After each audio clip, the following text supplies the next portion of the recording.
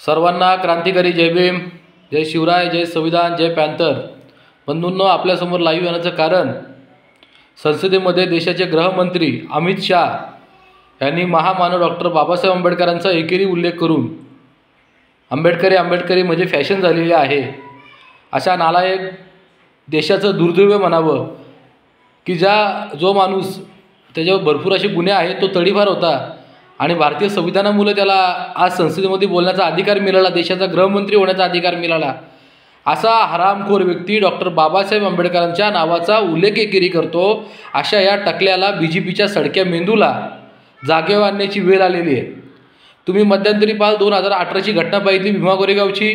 आता परभणीचं प्रकरण पाहिलं ना, अमित शहाचं वक्तव्य पाहिलं. एकंदरीत त्यांना 1 जानेवारीला भीमा कोरेगावच्या शौर्यदिनी मोठं षडयंत्र रचायचं आहे. परभणीची घटना पाहिली. परभणीच्या आदल्या दिवशी तिथं संभाजी भिडे येऊन गेलेला आहे. दुसऱ्या दिवशी तिथे दंगल होते.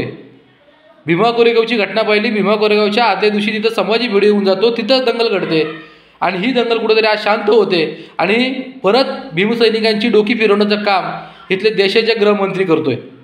म्हणजे यांना 100% मी बांधवांना अपील करतोय, सावध राहा. कुठल्याही यांच्या ट्रॅपमध्ये तुम्ही फसवू नका.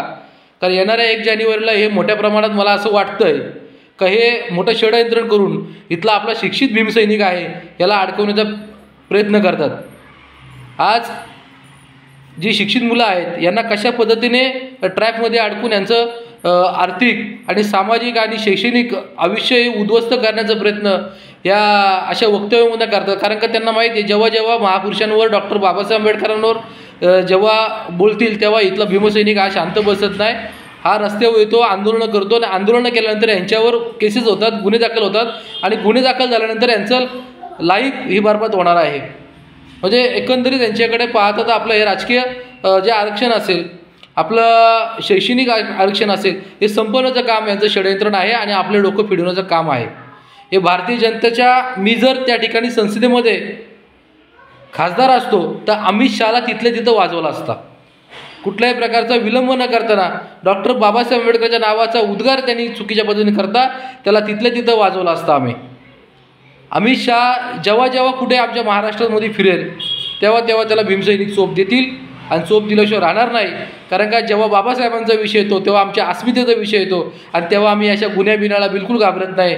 सडेतूर उत्तर देण्याची जात ही आमची आहे, हे लक्षात असू द्या. अमित शहा तुझी लायकी नाही आहे. एखाद्या जेलमध्ये सडला असतास पण भारतीय संविधानामुळे तू संसदेमध्ये आज भाषण करू शकला आहेस. भारतीय संविधानामुळे तू आज खासदार आहेस, हे लक्षात ठेव. देशाचा गृहमंत्री तू झालास, हे संविधानाची कृपा आहे आणि संविधान जे त्यांनी दिलं ते महामानव डॉक्टर बाबासाहेब आंबेडकर आहेत. म्हणून भारतीय जनता पार्टीच्या सर्वच कार्यकर्त्यांना आणि इथल्या नेते मंडळांना आवाहन करतोय का तुम्ही कुणाच्याही नादाला लागा, तुम्ही कुणाच्यावरही बोला, पण जेव्हा डॉक्टर बाबासाहेब आंबेडकरांचा विषय येईल तेव्हा तुम्हाला आंबेडकरी जनतेच्या सामोरे जावं लागेल. आणि मी अपील करतोय भारतीय जनता पार्टीचे जेवढे पण मंत्री संत्री असतील भीमा कोरेगावला जर येतील ते तर यांना चपलीचा हार घाला. भीमसैनिकांनो,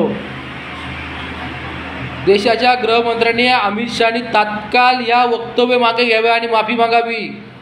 नाही तर तुझी टकली आहे त्या टकल्याचा तबला केल्याशिवाय भीमसैनिक राहणार नाही, हे तुझ्या लक्षात असू दे भोसडीच्या. जय भीम, जय शिवराय, जय संविधान, जय पॅन्थर, जय भारत.